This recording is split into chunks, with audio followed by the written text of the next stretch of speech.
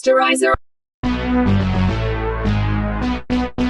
Sanibona ku-part 74 la siqala khona kaNatheli ngesikhathi evuka ebuza kuLushini ukuthi uyakuzwa nokuqhuma kwesibhamu. uLushini watshela uNatheli ukuthi asikho isibhamu esiqhumile, akalali uNatheli. uNatheli watshela uLushini ukuthi ngiyayazi into engiyizwile mina. Wavuka uNatheli wahamba waya ngasekhishini lakhe. Mayefika ekhishini lakhe wafika walunguza ewindini. Mayethi uyabheka wabona imoto kaTrivers ibhake ngasendlini kaKheli. Ngaleso sikhathi umzimba kaTrivers wawusalele lapho uKheli amdubulele khona endlini kaKheli. noKheli wayesahanjelwe ingqondo emile lapho ekhishini. Uthe suka lapho washiya isibhamu phezu kwekhabethe. Wahamba uKheli waya ekamereni lengane yakhe uJustice. Mayefika ekamereni likaJustice uKheli wagibela phezu kombhede kaJustice. uJustice wayekadelele wethuka waphaphama ebuza kuma wakho ukuthi kwenze njani. uKheli wathi kuJustice akho lutho, akaqhubeka alale. Walala uJustice. uNatheli wasuka lapho ekhishini lakhe wahamba esebuyela ekamereni lakhe. Mayefika phezu kombhede wafika wavusa uLushini umjelthi akavuke ngoba uqinisile ukuthi kukhona isibhamu esiqhumile. uLushini wathi ayikho lento lala Natheli. Wathi uNatheli vuka Lushini nemoto kaTrivers isemzini kaKheli. Wethuka uLushini wathi ngempela. Wasuka khona lapho uLushini naye wathatha esakhe isibhamu wahamba waya khona. Ngenkathi esehamba uLushini eseyemzini kaKheli uNatheli wayemlandela ngemuva. Kodwa uLushini watshela uNatheli ukuthi Natheli ngithe sala ney'ngane endlini. Esegijima uLushini eseyemzini kaKheli. uNatheli wabuyela ngaphakathi endlini yakhe wahamba ulunguze ewindini. uLushini wafica kukhiwe emnyango wendlu kaKheli. Mayethi ubuka phansi wabona kuqhamuka igazi. Wethuka uLushini wagijima wabemeza uNatheli wamtshela akafonele i-ambulensi namaphoyisa. uLushini wabuya lapho wawugqekeza umnyango kaKheli esewuvula ngenkani. Wangena ngaphakathi uLushini wamemeza uKheli. uKheli watshela uLushini ukuthi angabanga umsindo ngoba uJustice ulele. uLushini wathinta umzimba kaTrivers ebuza kuKheli ukuthi kwenzakaleni la. Wathi uKheli uJustice uhambe wayolala ngo-9. Wadideka uLushini wamemeza uKheli wathi angikhulumi ngoJustice mina, ngibuza ukuthi kwenzakaleni la. Wathi uKheli kuphi khona? Wathi uLushini awuyiboni nje le ndoda elele la phansi. Wathi uLushini Kheli fonele i-ambulensi ngoba lo muntu usenayo iphalsi inhliziyo isashaya. Wathi uKheli ngikwenzeleni lokho, ngifuna afele umuntu. Wathi uLushini Kheli msukukhuluma kanjalo fonele i-ambulensi. Wathi uKheli akumele asinde lo muntu, ngifuna afele lapho. Wathi uLushini Kheli kufanele sizame ukumsindisa. Wathi uKheli sikwenzeleni lokho, senzela ukuthi aphinde aqhubeke nokungihlukumeza. uLushini wakhipha iselfoni yakhe wafona naye fonele i-ambulensi ebatshela ukuthi udinga i-ambulensi. Wathi ubanikeze i-address. Bathi labantu be-ambulensi vele sebeyitholile i-phone call eqhamuka lapho. uLushini isikhathi sabachazela abantu be-ambulensi ukuthi abafike kwenzakaleni. uKheli wayebhizi ememeza eceleni kwakhe ethi ngimdubulile angifuni aphile. uLushini ethulisa uKheli. uLushini uthe seqeda ukukhuluma nefoni wabuza kuKheli ukuthi ungene kanjani uTrivers la ugqekezile. Wathi uKheli cha ubezama ukugqekeza ewindini lami, ngamtshela ukuthi akazongena e-front door ngamvulela. Wathi uLushini ayikhalanga nje i-alarm. Wathi uKheli ngiyicishile i-alarm. Wathi uthi uyavula uNatheli wethuka naye ebona uTrivers phansi. uLushini ezama ukuthulisa uNatheli wayesefuna ukuscreama ethi uLushini ima ngaphandle Natheli ngizoza lapho kuwena ungangeni. uKheli wamemeza uNatheli wathi sengimdubulile Natheli. uLushini wayekhuza uKheli ethi akayeke lento ayenzayo. Waseyambuza ukuthi siphi isibhamu. uKheli wakhombisa uLushini isibhamu wathi nasi la. Wasethi uLushini konke engifuna ungicacisele yona Kheli la, ngoba i-alarm ingakhalanga ungene kanjani uTrivers. Wathi uKheli ngiyicishile i-alarm ngamvulela wangena. Wathi uLushini umvuleleleni. Wathi uKheli ngoba ubefuna ukungena. Wathi uLushini Kheli mase kufika amaphoyisa kubuza umbuzo ungayisho lento. Wathi uKheli ngiyekeleni ngoba into yenzekile vele le. Wathi uLushini uzozuboshwe Kheli. Wathi uKheli ngizoboshela into engiyaziyo. Wathi uLushini ungayenzi leyo nto Kheli, lalela lento engikutshela yona. uLushini wabuza kuKheli ukuthi uba igama lakho. Wathi uKheli nguKheli. Wathi uLushini ngiya-understand ukuthi usathukile Kheli, kodwa amaphoyisa mayefika la kubuza umbuzo awukhulumi lutho wena. Wathi uKheli ngizothulelani ngoba ngimdubulile vele. Wathi uLushini ngiyazi ukuthi umdubulile kodwa ungayisho leyo nto. uLushini wamemeza uNatheli wathi ngena Natheli. Wangena uNatheli wayethukile. Wathi uLushini ungabheki ngalapho, hambe ngathi uhambele eceleni uze la. Wangena uNatheli ngathi uLushini emtshela ukuthi woza sondela. Wasondela uNatheli wathi usefikile kuLushini. uLushini watshela uNatheli ukuthi thatha nangu uKheli nivuse uJustice niphume nge-back door uhambe nabo niye ekhaya. uKheli wathi angiyindawo mina ngeke ngishiye indlu yami. Wathi uLushini mbambe Natheli uhambe naye ungazinaki izinto ayikhulumayo. Esesele yedwa uLushini wakhipha ifoni efonele u-Ian Glenn. Wayelele u-Ian esikhathi ephazanyiswa ifoni evuke uyiphendula. Wayiphendula u-Ian ifoni. Wathi uLushini yayi mina ngiyaxolisa ukuphazamisa. Wathi u-Ian kodwa uLushini yabo ukuthi sebusuku kanjani manje. Wathi uLushini ngiyazi ukuthi kulate kodwa sinenkinga la. uKheli udubula uTrivers. wethuka u-Ian ethi kwenzekephi. Wathi uLushini endlini kaKheli ebuza u-Ian ukuthi ngabe ushonile uTrivers. Wathi uLushini noma engakashoni ngoba isashaya iphalsi yakhe kodwa ngeke akwazi ukuphila uma ngasheshi ukuthola usizo. u-Ian wabuza ukuthi amaphoyisa akhona lapho, wathi uLucian cha wakafika sendleleni. U-Ian watshela uLucian ukuthi okay ngiyeza manje. uLucian wayethi mayebuka uTravis olele phansi akhale ngoKelly. Wabuye ahamba uLucian ayobamba uTravis amuzwa ukuthi ipulse isashaya yena wathola ukuthi isashaya. Wathi bambe kanjalo mfana omncane bayeza bazokusiza. Mase siya kuBradley noMarcy. uMarcy wayekhala ngenkathi uBradley embuza ukuthi ukhalelani. Wathi uMarcy uyaxolisa akakhali uzizwe isilima ngokuyiphonsa kuBradley. Ebeshadile uBradley nenkosikazi ney'ngane naye uMarcy eshade nesilima. Wathi uBradley Marcy musukuzigxeka ngoba nami nginayo ama-feelings akho. Wathi uMarcy ngi-weak. Wathi uBradley awukho weak Marcy, umuntu wesifazane o-strong kunabo bonke engibaziyo. Wathi uBradley mase ngikhuluma iqiniso ngiyakuthanda Marcy kodwa nonkosikazi wami ngiyamthanda kodwa lokho akukwenza umuntu o-weak. Yimina njengendoda ekufanele ngenza izinto ngendlela. Besakhuluma wakhala ifoni kaBradley. uMarcy wabuza ukuthi uyena Alex lo fonayo. Wathi uBradley uyena kodwa angeke ngize ngimphendule. Wathi uMarcy kuzomela umphendule ngoba akafuni ukungibona nginawe futhi uzangisabisa ngokuthi uzotshela uRandall ukuthi ngipregnant. Wethuka uBradley buza kuMarcy ukuthi usho njalo. Wavuma uMarcy wathi yawu uthe mangingahlukani nawe Bradley uzohamba wetshela uRandall ukuthi ngikhulelwe ingane yakhe. Wathi uBradley uyabheda ku-Alex mesho njalo. Yaphinde yakhala ifoni kaBradley uthe mayiphendula wathi u-Alex Bradley ngicela usheshe uphuthume ekhaya ngoba kade kuqhuma isibhamu kaningi sekukhona amaphoyisa around. Seqeda ngaleyo phone call uBradley uMarcy walalelisa uBradley imessage eqhamuka kuRandall ethi sifebe sengiyazi ukuthi ukhulelwe. Ethi uMarcy umzwile ku-Alex ugcine etshele uRandall ukuthi ngikhulelwe. Wacasuka uBradley wathi u-Alex sithe sihamba wabekhuluma noRandall. Wasusa imoto fast uBradley secasukile. uNatalie wayelethela uKelly amanzi ngenkathi ethi akaphuza amanzi khona kuzokwehla ukuthuka. Wayithulela uKelly. no-Esperanza wabuza kuKelly ukuthi uright yini wayithulela uKelly. uNatalie watshela u-Esperanza ukuthi uthe uLucian uKelly usathukile. u-Esperanza wazama ukukhulumisa uKelly. uKelly wakhuluma kancane wathi nami ngenza into ebekumele ngiyenze uTravis bengafuni ukungiyeka. Wathi u-Esperanza siyakwazi lokho Kelly. Wathi uKelly ngimdubulile. Wathi u-Esperanza siyakwazi lokho kodwa ungakusho emaphoyiseni. Wathi uKelly ngizoyekelani ngoba vele ngikwenzile futhi angiyisoli ngalokho. Wasukuma wathi awuthi ngiyowatshela futhi amaphoyisa bambamba u-Esperanza noNatalie bemdlalisa phansi. Wathi uKelly impilo yami ibi-right ayisekho right necredit yami iyabheda uTravis ukhiphe zonke iy'mali zami ebhenki ethi futhi wazama nokungidlwengula engigombe ngumesi. Bethu u-Esperanza noNatalie bethi into yanini leyo. Wathi uKelly ngalela langa kuze kufika uLucian. Wathi u-Esperanza kodwa ucela ngayisho leyo nto manje ngoba amaphoyisa athatha ngenye indlela ukube kuthiwa wayisho ngalela langa. Wathi uKelly Esperanza ngizowatshela. Wathi u-Esperanza Kelly ngisebenza nawo amaphoyisa ngiyayazi indlela athatha ngayo izinto. uNatalie wanika uKelly amanzi wathi akaphuza. Nkathi waphuza uKelly uNatalie wayitshela u-Esperanza ukuthi bekuyi-self defense le. Ngaphandle komuzi kaKelly la kwasekugcwele khona amaphoyisa afika imoto kaBradley. Behla uBradley benoMarcy ngenkathi behlangana noLucian. uBradley buza kuLucian kwenzakaleni. Wathi uLucian uKelly udubula uTravis. Wethuka uMarcy ebuza ukuthi uTravis uright yini. Wathi uLucian akazi kodwa usesimeni esibi uTravis uthathwe i-ambulance. Wathi uMarcy uphi uKelly. Wathi uLucian usemzini wami. Wasuka lapho uMarcy wagijima esendlini kaLucian. uBradley waya ku-Alex embuza ukuthi uzwe ini. Wathi u-Alex uzwe iqhuma kwesibhamu. Wathi uLucian isiqhume kangaki. Wathi u-Alex akazi kodwa bekuqhuma kulandelana. uBradley wabuza kuLucian ukuthi uzosinda noTravis. Wathi uLucian asikakazi kwamanje. Wathi uBradley kumele bamphuce uKelly lesi sibhamu. Wathi uLucian kodwa kufanele ukucabanga ukuthi bekuzokwenzekalani kuKelly kube bengasiphethe leso sibhamu. u-Alex wathatha uBradley wathi akeze bahambe baye endlini. Bahamba baye endlini uBradley no-Alex.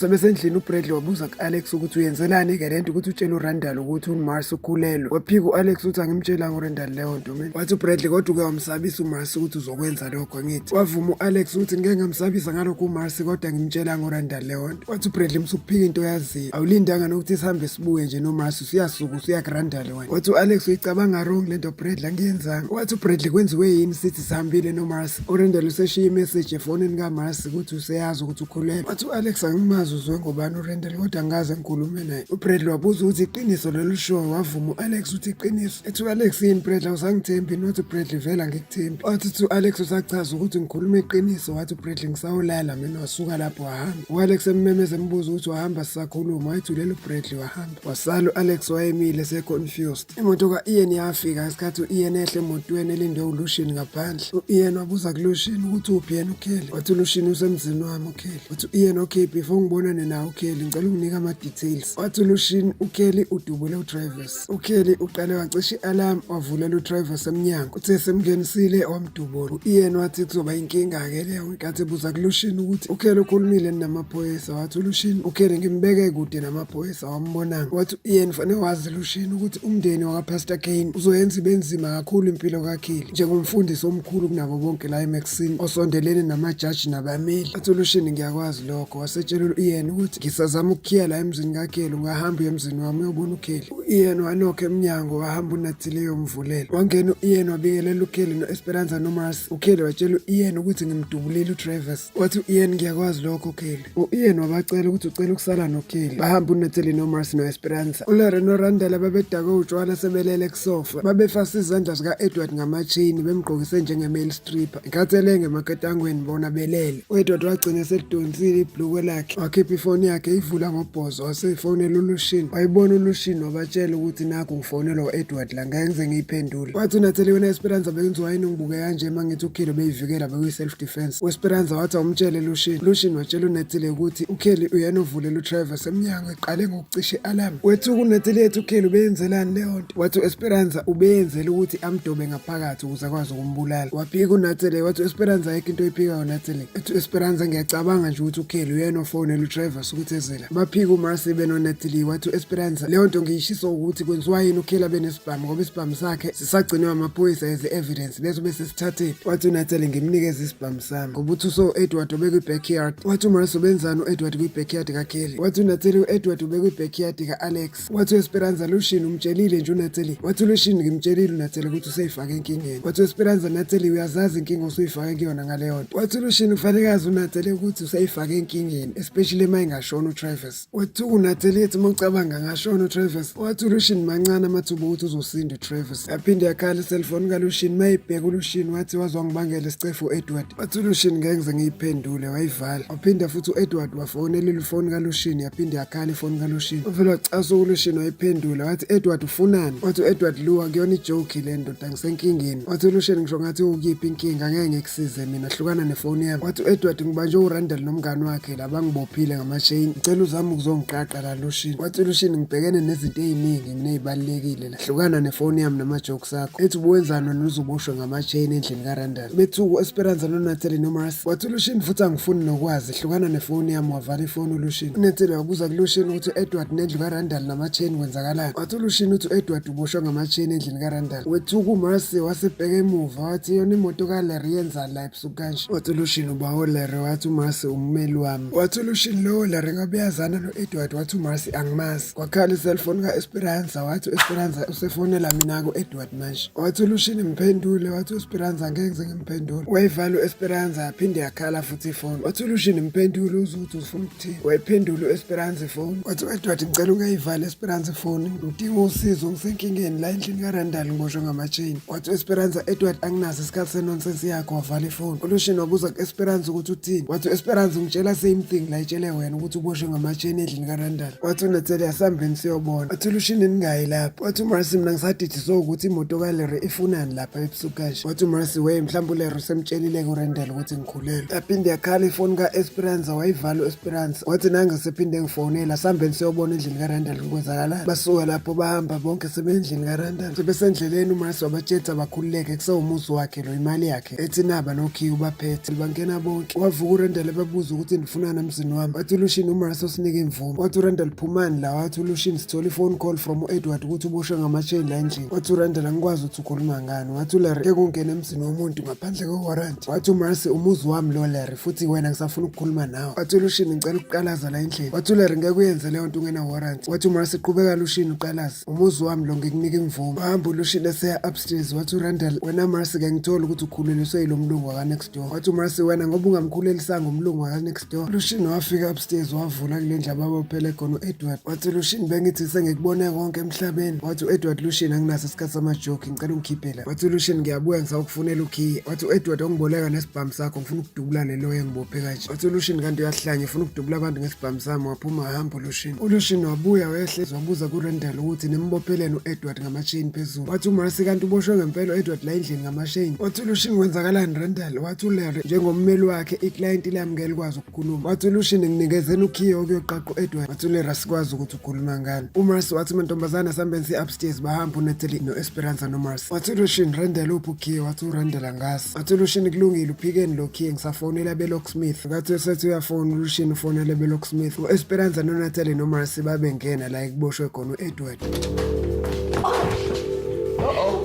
Oh, hi. Yeah, you three bros, have fun. You think I'll have pictures of you? Okay. basuka lapho baphuma bahamba sebehlela downstairs. Ngaleso sikhathi uLushini ekhuluma nabeLocksmith efonini esabanikeza ilocation yomuzi kaRandall. uLarry wavele wabakhipha okhiye wabanikeza uLushini. Wathi uhamba uLarry wathi uLushini awuyindawo wena yima kanje kwama ukuthi nemkidnaphile uEdward nobabili niyejele. Wathi uLarry kushuthi ungazi nokuthi ngubani wena. Wathi uLushini anginandaba ukuthi ubani yimani kanje ngisengikhipha uEdward. Wahamba uLushini wabashiya bemile. uLushini wafika kuEdward wamqaqa ingalo eyodwa wasemnikeza ukhiye wamtshela ukuthi useyiqhubekela kokunye. Wabonga uEdward wathatha ukhiye eqhubeka nokuyiqaqa. Wathi uLushini wena uzoboshwa ngama-chain la ubuzokwenzani la endlini. Wathi uEdward bangitrickile labo uRandall nomngane wakhe. Wathi uLushini bakutricke ngani. Wathi uLushini manje uzobavulela icala. Wathi uEdward angilivuli icala mina ngiyayibambela. uLushini watshela uEdward ukuthi ngisahamba ngizobuye ngikubona. Wathi uEdward nami ngibongile lu ngesikhathi ehle uLushini ehlele ezansi koRandall wabatshela ukuthi ninenhlanhla ngoba uthi uEdward ngeke azanibophise. Bahleke uRandall noLarry bathi vele besazi. Wathi uLushini yini pho ehlekisayo lapha. Bathe besakhuluma waqhamuka uEdward ngathi bemhleka uLarry benoRandall bethi yafika iman of the hour. Ethi uLarry kushuthi usaku-enjoyela ukuba istripper ngoba le bundle semqale nakakalikhiphi. uEdward wavela kangakhuluma wadonsa isibhamu sikaLushini. Siyawubeka lapho upart 74 ungaphuthelwa upart 75.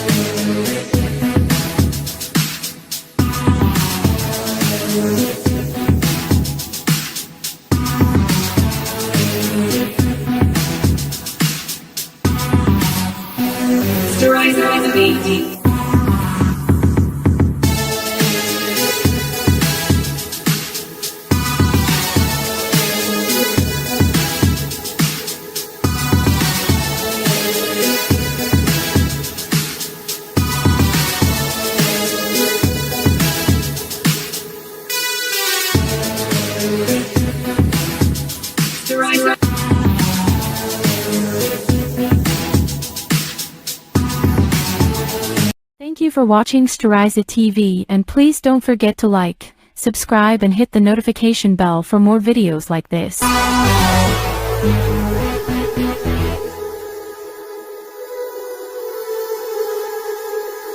Styriza TV.